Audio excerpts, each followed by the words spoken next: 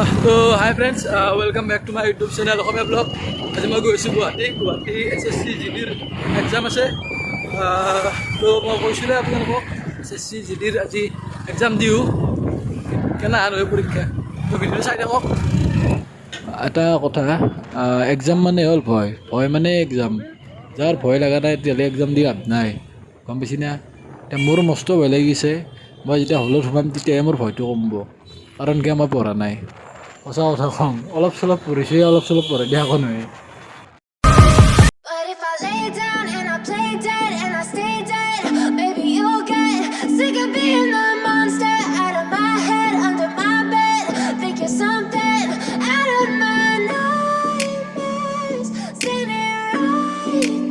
চৰকাৰে এটা ভাল কাম কৰিছে, সেইটো হ'ল ডাবল হেলমেট পিন্ধিলে। কাৰণ আগতটো চেফটি হৈ থাকে, কিন্তু পিছততো এতিয়া বৰ্তমান চেফটি। মইতো হেলমেট পিন্ধিছোঁৱে আৰু মোৰ লগতটোও হেলমেট পিন্ধি দিছোঁ।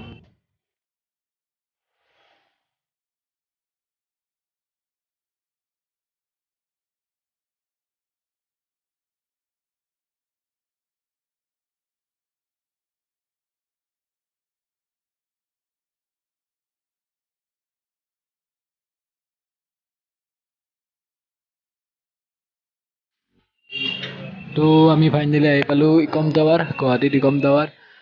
ইয়াতে হ'ব আমাৰ SSC এক্সাম। বাপৰে বাপ, ইমান চলি, মোটামুটি 2-3 হাজাৰমান চলি হৈছে। ইমান চলি পৰীক্ষা দিব।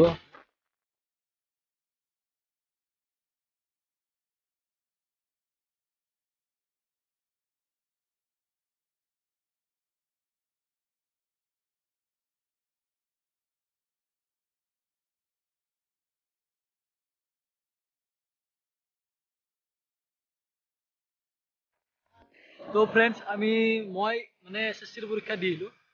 SSCৰ এক্সাম দি আহি এতিয়া বৰ্তমান ঘৰত যাই আছোঁ। সাজু পাম আৰু এক্সাম সিমান এটা সাজু নাই, তথাপিতো মই আপোনালোকক এক্সামৰ হেৰিটো দেখাম গৈছিলোঁ। কিন্তু মোৰ লগত বহুত কিবা কিবি হ'ল। আপুনি হাতত কিবা কিবি পিন্ধিও গৈছিলোঁ, আনকি নেকি চব ভালকৈ ৰাখছি, বেল চেল চব ভালকৈ ৰাখছি। বহুত য'ত ব'ত ৰখ ঘৰত যোৱা কথা পাতিছোঁ।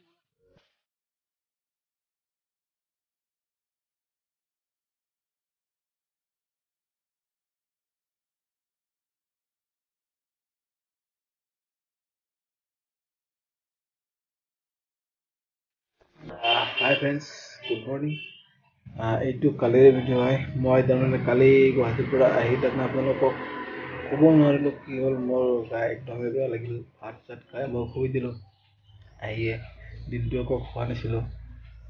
তাতে যি হ'ল, বহুত কিবা কিবি হ'ল। মোৰ পেট আঙুঠি এটা আছিলে, আৰু পৰ্যন্ত বেল পৰ্যন্ত দেখিছে। বেলটো মই লংবিনত মাৰি গৈছিলোঁ, বেলটো উলিয়াই দেখিছে। তাৰপিছত পেণ্টটোতো ঢিলা আছিলে, পেণ্টটো ওলাই যায়। এনেকৈ এক্সাম দি আহিলোঁ। আৰু SSC এক্সাম মানে বহুত টাফ হয়, ইমান টাফ মানে সঁচাকৈ বহুত টাফ। যদিহে আপুনি এমাহ বা 2 মাহ কৰি প্ৰিপেৰেশ্যন কৰি কিনে আপোনালোকে পৰীক্ষা দিম বুলি ভাবিছে, তেতিয়াহ'লে একদম অসম্ভৱ। মিনিমাম এবছৰ আপোনালোকে পঢ়ি কিনে আপোনালোকে SSC এক্সাম দিয়ক, সঁচাকৈ ভাল হ'ব। তো এইটো ভিডিঅ' এইখিনিয়ে আছিল। নেক্সট ভিডিঅ'ত লগ পাই আছোঁ। তো বাই বাই।